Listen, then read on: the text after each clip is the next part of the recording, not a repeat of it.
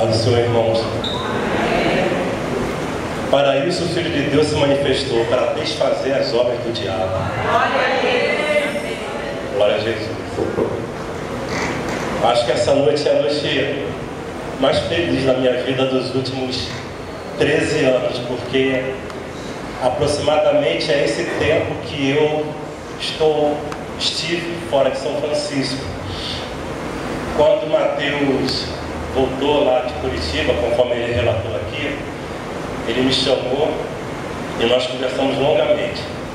Acho que a gente falou assim umas 2 horas mais ou menos. Ele me falou. É interessante que quando a gente está desviado e alguém fala para a gente acerca das coisas do Senhor, a gente fica meio que mudo, a gente não consegue falar nada porque é aquele impacto do Espírito de Deus sobre a obra do diabo. E Mateus falou para mim ali todas as experiências. Mas eu confesso aos irmãos que depois que ele acabou de falar tudo, eu pensei assim, fizeram lavagem cerebral na cabeça do Mateus. Mas ele falou uma coisa para mim, ele falou assim: pai, eu vou orar por você todos os dias para você passar pela mesma experiência. E ali começou a obra do Senhor. Eu vou contar um pouco para os irmãos o que aconteceu nos últimos 13 anos que eu estive afastado aqui da igreja, mas eu quero só fazer uma recapitulação, um pequeno flashback. Os irmãos vão entender ao final de tudo porque que eu vou voltar um pouquinho atrás no tempo. Antes de eu chegar aqui em São Francisco, eu não nasci num lar cristão, eu não nasci de pais crentes. Eu me converti ao Senhor Jesus aos 16 anos de idade, após um drama familiar onde eu perdi meus pais. Meu pai e minha mãe desfaleceram no espaço de 8 meses de um para o outro. Aos 16 anos de idade eu estava órfão e eu entrei numa igreja batista levada por uma amiga, e ali eu aceitei o Senhor de coração, eu aceitei o Senhor Jesus. Fui batizado nas águas, me converti. Aos 20 anos de idade eu entrei para o Seminário Teológico Batista do Sul do Brasil. Me lembro do pastor Antônio que está sentado ali naqueles idos dos anos 80. E aos 24 anos de idade eu já estava desviado da igreja. Eu fui esfriando. Eu tinha um pastor naquela época, e aquele pastor, eu me levantei contra ele, me rebelei contra aquele pastor, porque enquanto seminarista havia algumas coisas que nós precisamos fazer, e eu discordei, me rebelei contra ele, e foi o suficiente para o diabo trabalhar na minha vida. Eu saí da igreja. Aos 24 anos de idade eu tive uma ascensão profissional. Eu fui trabalhar na África, fui trabalhar em Angola. Toda vez que o Mauro passa aqui alguma coisa sobre Angola, sobre a África, sempre mexe um pouco comigo. Quem sabe, né? Os mistérios do Senhor. Mas eu fui para Angola, estive ali durante 2 anos, voltei para o Brasil numa situação profissional muito boa, mas saí da empresa. Fui demitido naquela época e passei por uma experiência muito similar ao do Mateus. Chega a ser quase um mistério isso, né? Essa similaridade de situação. Eu me envolvi naquela época também com drogas. Eu me envolvi com uma série de situações iguais às que o Mateus relatou aqui, numa idade mais avançada, eu já tinha 24, 25 anos. E eu fui parar numa penitenciária, porque eu comecei a vender drogas. Eu fiquei 1 ano da minha vida gastando tudo que eu tinha acumulado, torrei tudo e tornei-me traficante. Comecei a vender drogas, comecei a vender maconha especificamente, e fui parar na penitenciária, em Bangu. Lá chegando, quando eu pensei que tudo estava terminado, estava tudo começando. Porque dentro da penitenciária tinha uma congregação. Eu acho que é muito interessante que todo irmão e toda a igreja possa um dia ir ao presídio, visitar, porque onde abundou o pecado, superabundou a graça. A Bíblia sempre se cumpre. É impressionante o poder de Deus dentro do presídio. Aquela congregação, o fogo descia, as coisas aconteciam, e eu ficava vendo aqueles irmãos traficantes, pessoas que tinham roubado, que tinham assaltado, tinham feito as grandes barbaridades, se convertendo ali ao Senhor Jesus. E eu ficava vendo aquelas coisas e eu pensei, eu vou voltar para a igreja. O Senhor foi me incomodando, foi me imprensando, porque o Espírito de Deus, ele vai imprensando a gente. A gente quando está desviado, o Espírito de Deus, ele vai imprensando, até que chega uma hora que você não aguenta mais, você se rende. E eu pensei, eu vou lá nessa igreja. Quando eu fui nessa igreja, o Senhor me libertou de tal maneira que eu fui batizado no Espírito Santo dentro da cadeia, dentro daquela congregação no cárcere. O Senhor me batizou, o Senhor me libertou, o Senhor me restaurou. O Senhor fez uma obra completa ali na minha vida de restauração. Eu fui batizado no Espírito Santo de uma forma maravilhosa. E eu começava a ler a Bíblia, porque quando a gente é batizado parece que tudo fica mais vivo. E eu começava a ler a Bíblia, enfim. Estar na cadeia para mim deixou de ser um sofrimento, porque o Senhor estava presente comigo.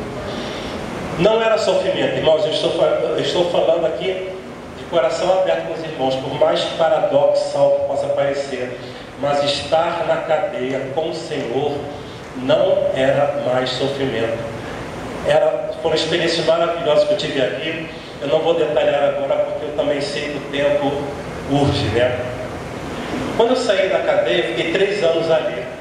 Quando eu saí da cadeia, antes de eu sair da cadeia, eu tive um sonho, porque eu não tinha eira nem beira, eu não tinha para onde ir, eu não tinha nada, mas tinha um Senhor. Quem tem um Senhor tem tudo. E aí, quando eu saí da cadeia, antes de eu sair, eu tive um sonho. E nesse sonho, eu me via entrando num prédio onde eu ia morar. Mas eu não tinha para onde ir quando eu saí de lá. Eu cheguei a passar uma noite na praça. E aí, quando eu saí da cadeia, eu fui procurar a irmã Ângela, porque nós nos conhecíamos da outra igreja. E a irmã Ângela me trouxe aqui. E aí eu chego agora aqui em São Francisco. A irmã Ângela me trouxe aqui para dar um testemunho. E naquela época tinha um irmão aqui, ali da SADEF, o irmão Roberto, que quando ele terminou de ouvir meu testemunho, ele me convidou para ir morar no apartamento dele. Quando eu cheguei lá no prédio, era um prédio que eu tinha sonhado exatamente, sem tirar nem pôr. E aí eu vi que realmente o Senhor estava comigo, o Senhor era fiel. E foi aí que eu cheguei aqui em São Francisco.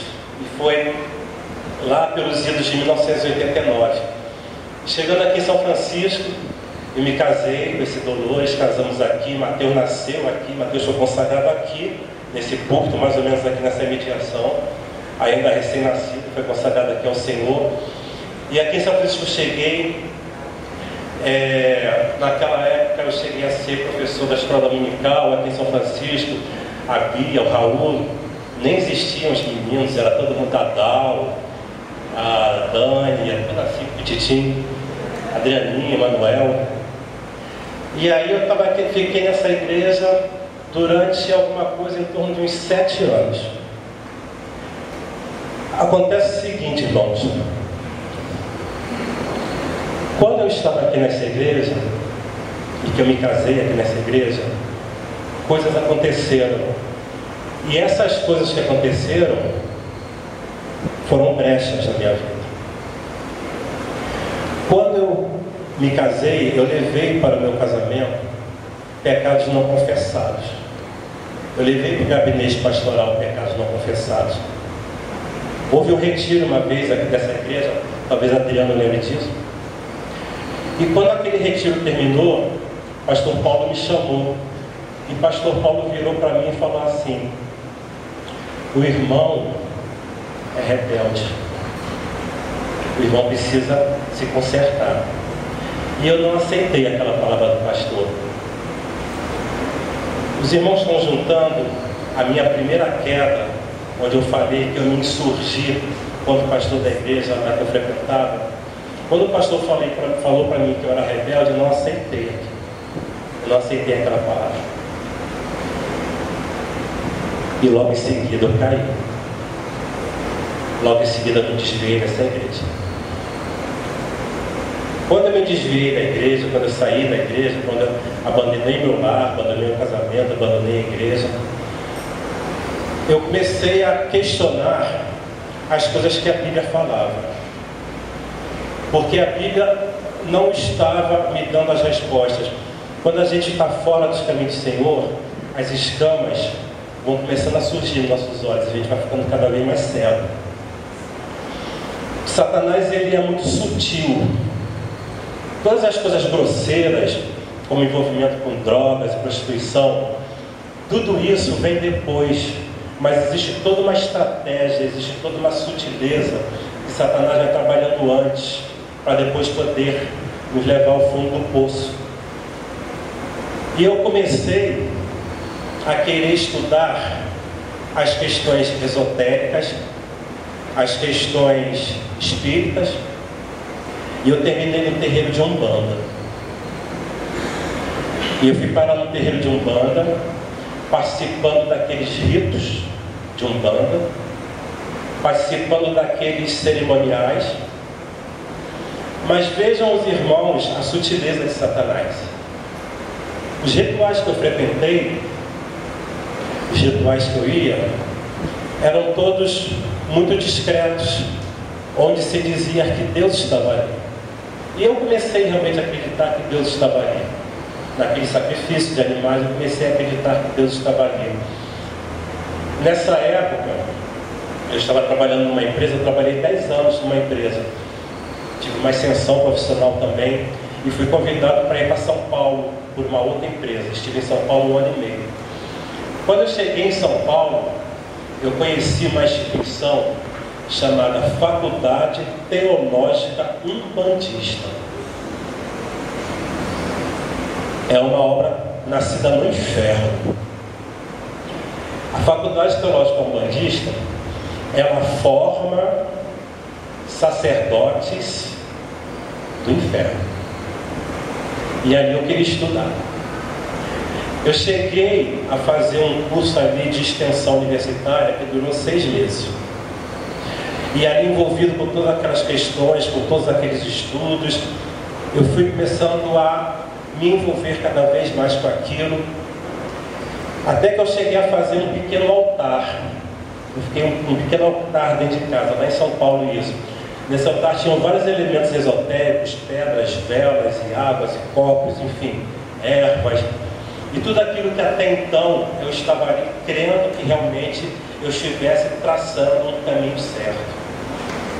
Nessa faculdade havia uma tônica, que era a seguinte: se a tradição, que é chamada de tradição afro-brasileira, né?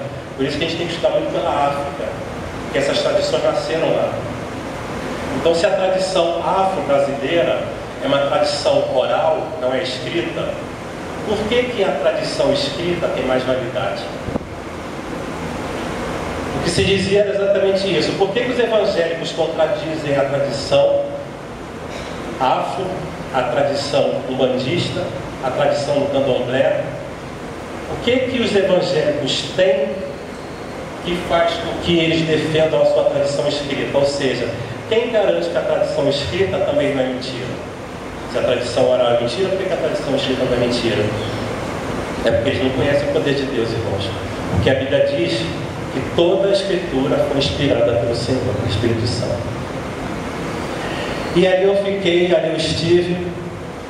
Mas observem que toda pessoa que está desviada, toda pessoa que está fora do caminho do Senhor, o Espírito Santo sempre solta uma coisinha aqui, uma coisinha aqui. O Espírito Santo sempre manda um recado, porque aquela semente ninguém arranca. Ninguém arranca aquela semente. Eu ia ler aqui para os irmãos, mas é porque eu estou olhando no relógio, a parábola do filho pródigo, que está lá em Lucas 15. Toda vez que eu li essa parábola, agora, eu li essa parábola, eu choro. Ultimamente eu vivo chorando demais. Choro porque a visitação do Senhor nos quebranta, realmente nos faz chorar. Da parábola do filho pródigo, quando o filho ele está voltando para casa, o pai o enxerga de longe.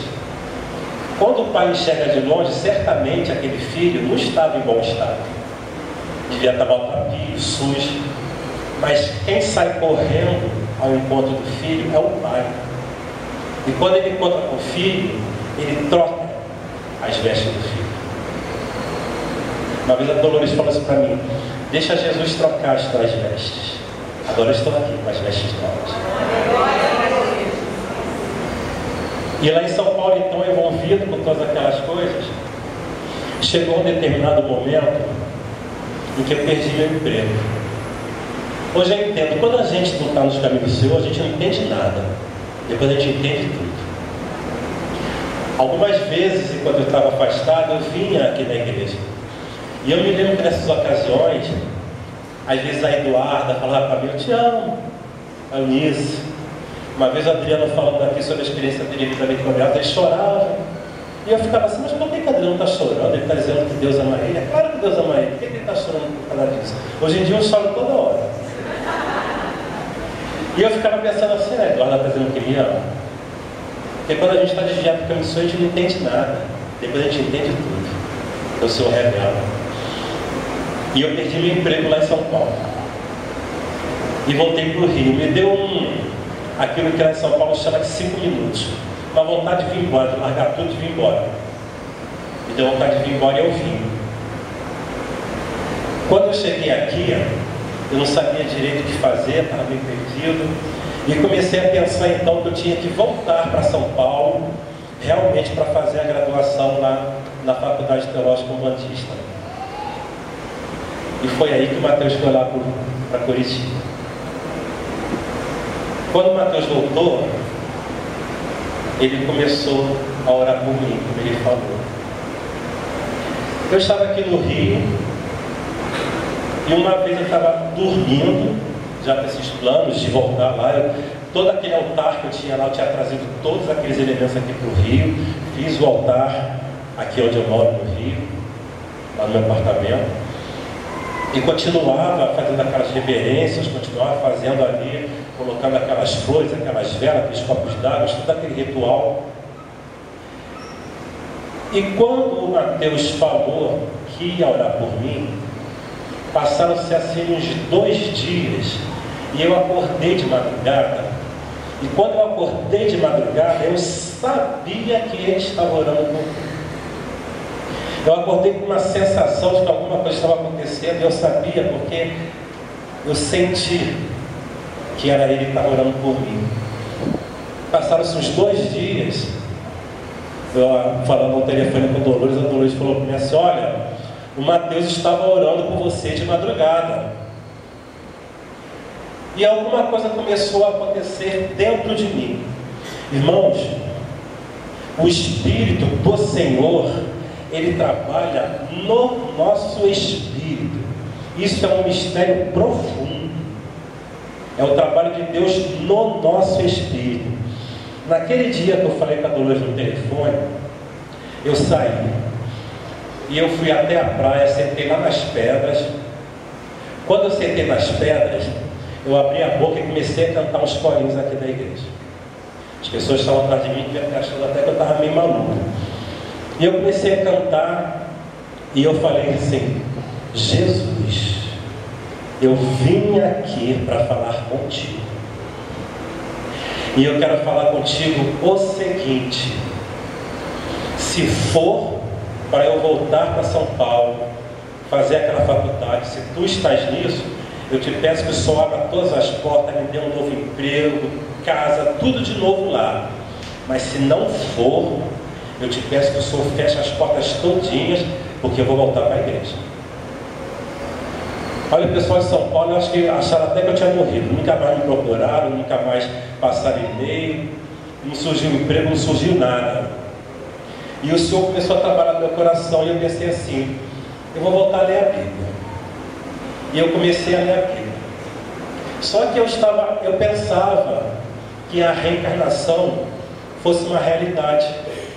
Eu tinha absorvido esse conceito. E um dia, eu lendo a Bíblia, eu passei lá pela parábola, pela cura do cego de nascença. Aquilo não é uma parábola. Pela cura do cego de nascença. Quando eu vi aquele trecho, o cego de nascença tinha sido curado por Jesus, e perguntaram para Jesus, mestre, quem pecou? Foi ele ou foi seus pais para que nascesse cego? E Jesus falou, não foi nem ele, nem os seus pais. Eu falei assim, se não foi ninguém, nem foi seus pais, então essa história que tem vida passada é mentira. E aí, imediatamente veio à minha mente: perdoarei seus pecados e deles não lembrarei nunca mais. E eu pensei assim, ó, se não vai lembrar, então eu não preciso ficar renascendo para pagar coisas que eu já fiz em outras vidas. Isso é mentira. E eu tinha vários livros que falavam sobre esse assunto, e eu pensei assim, eu fui enganado. Aí Mateus virou para mim e falou assim: pai, vai fazer o discipulado com o Adrianinho.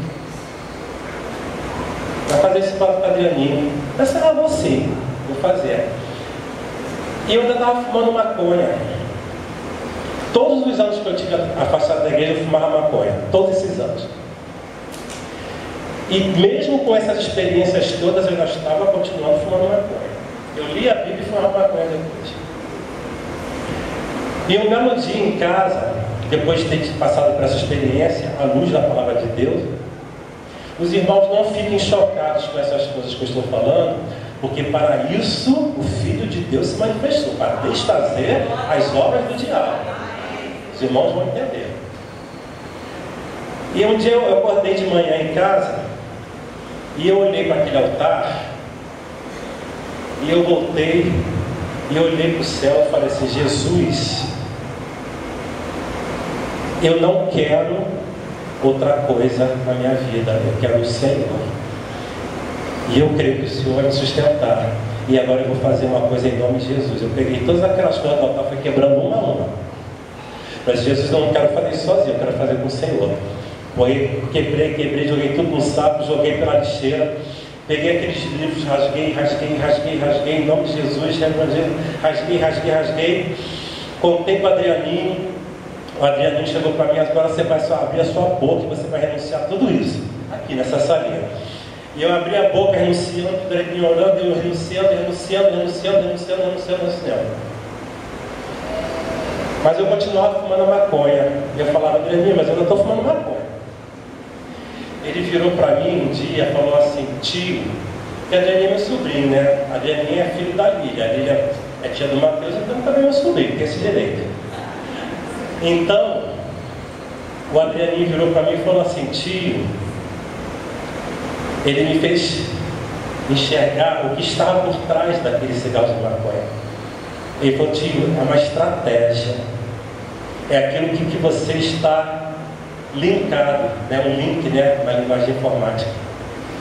Naquela noite eu cheguei em casa, eu abri a janela e eu falei assim: Jesus, eu não posso, eu não tenho força, mas o Senhor tem, e eu vou abrir a minha boca. Eu falei: Satanás, em nome de Jesus, eu não quero nada contigo, eu não quero nada das tuas estratégias.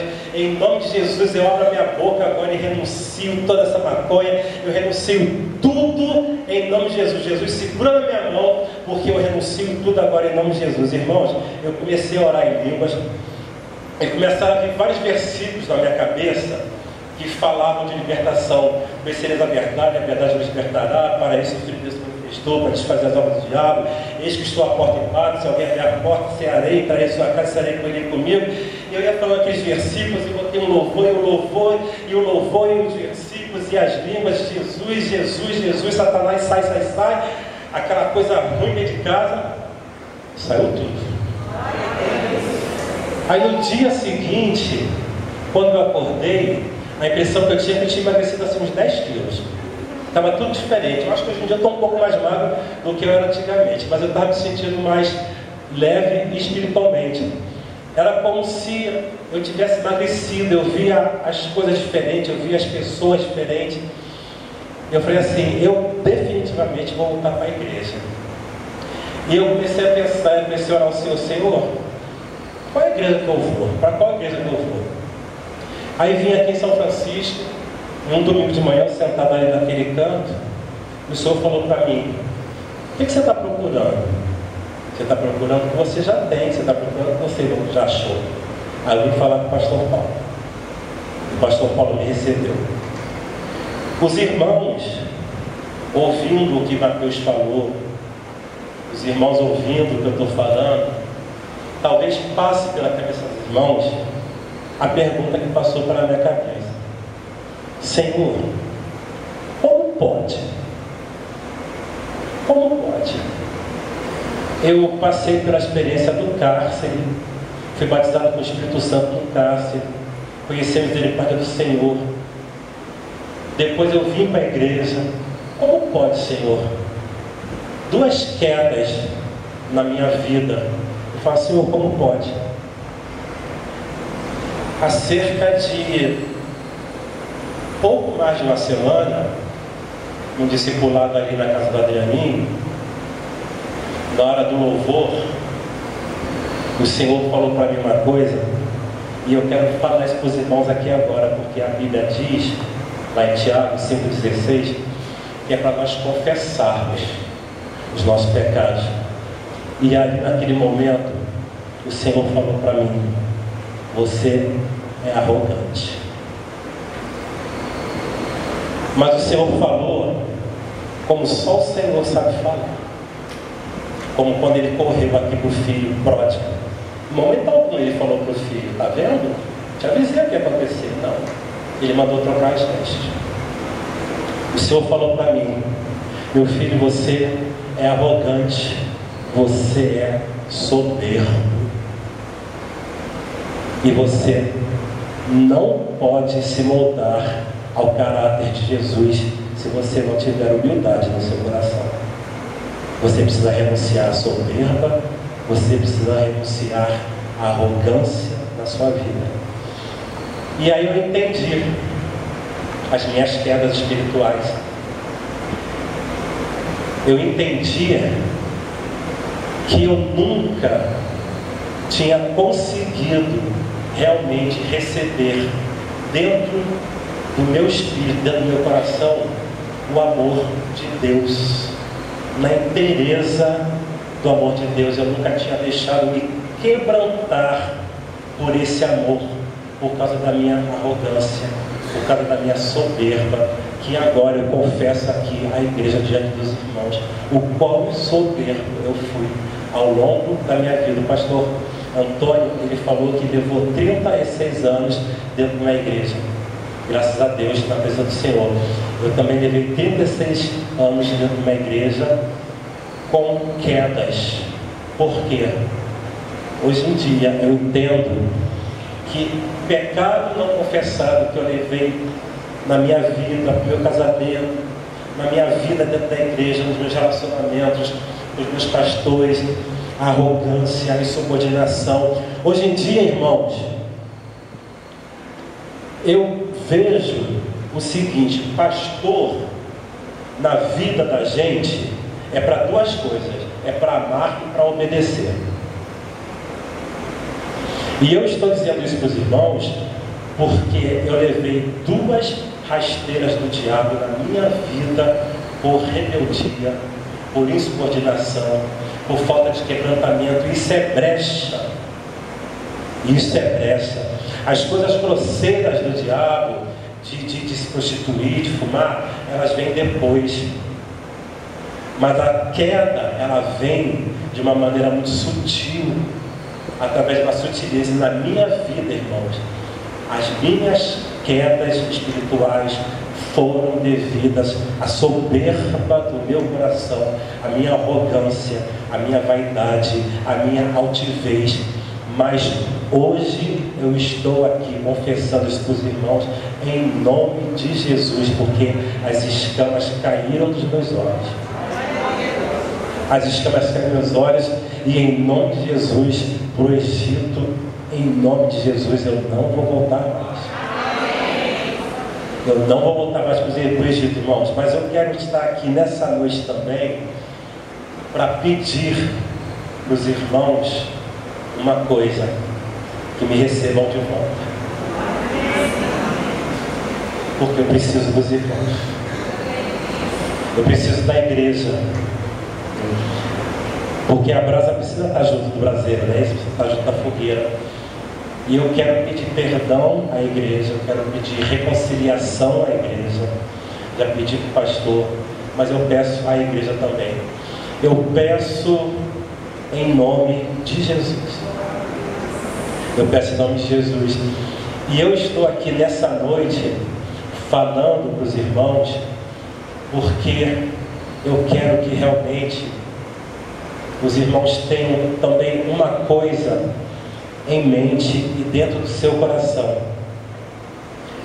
Eu só estou aqui, assim como Mateus só está aqui, porque nós somos ovelhas. Nós somos ovelhas. Talvez haja pessoas aqui que tenham um filho, um marido, uma mãe, pai desviado. Mas não desista de orar, não desista de orar, porque a ovelha, ela volta. Aqui, antes da parábola do filho pródigo, Jesus ele fala sobre a questão das ovelhas, da parábola das ovelhas, onde o pastor ele tinha 100 ovelhas, uma se perdeu. Ele deixou as 99 e foi em busca daquela que havia se perdido. O amor de Jesus, o amor de Jesus, o amor de Deus é algo imensurável, irmãos, é imensurável. O que eu estou falando para os irmãos, talvez os irmãos saibam, mas os irmãos não têm noção do que é experimentar esse amor. Depois de anos de igreja, depois de 2 quedas espirituais violentas, hoje poder chegar aqui para os irmãos e dizer que o Senhor, Ele me quebrou, Ele me quebrantou, Ele fez enxergar a minha soberba, mas Ele, acima disso tudo, Ele me fez enxergar o amor dele. Sabe por quê? Lá em 1 Pedro, lá no capítulo 5, fala que Deus, Ele abate o soberbo. Ele abate o soberbo. Por que Deus abate o soberbo? Tão somente para que a gente possa conhecer o amor dele. Na verdade, quando o diabo pensa que está ganhando alguma coisa, o Senhor vem e se torna vitorioso, porque o Senhor Jesus sempre será vitorioso. Ele sempre será vitorioso, porque Ele já venceu. E hoje eu enxergo isso. Hoje, irmãos, hoje eu enxergo isso com mais clareza. Hoje eu enxergo isso quando eu escuto aqui esse hino que eu acho maravilhoso, que fala quebrantado, atraído pela cruz, atraído pela cruz.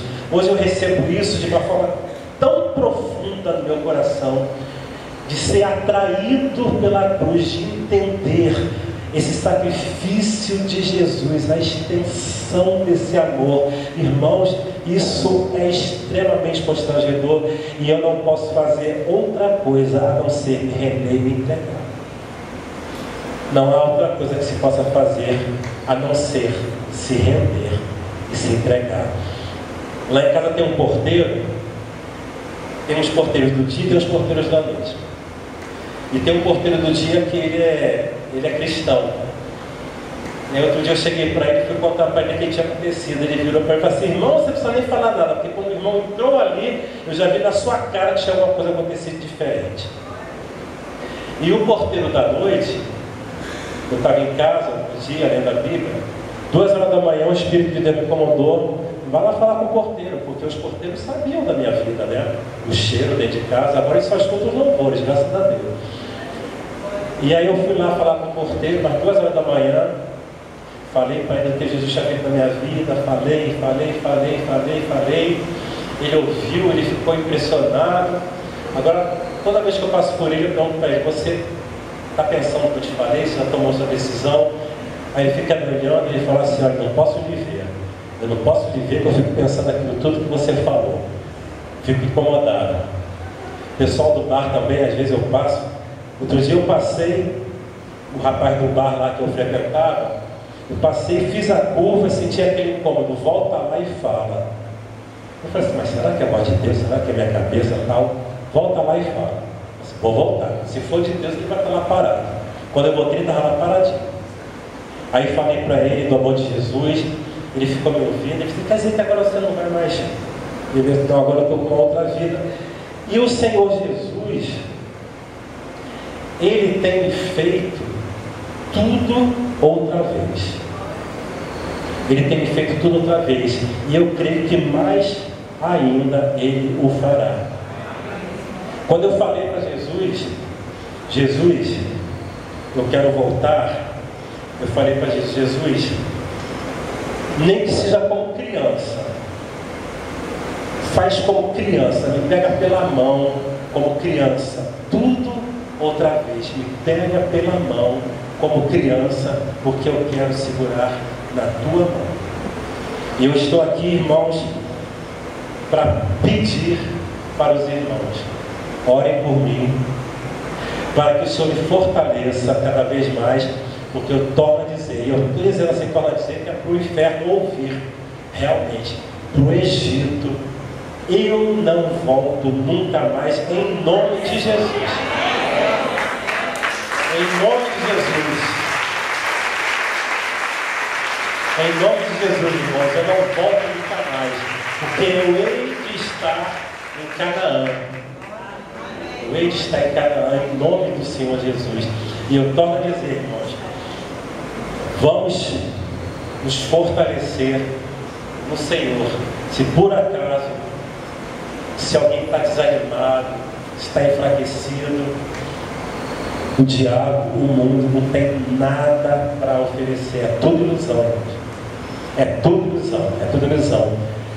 Quando a gente vai para o mundo, que a gente deixa o caminho do Senhor, as escamas nascem nos nossos olhos, a gente perde o discernimento espiritual, mas quando o Senhor nos toma de volta, a gente entende tudo.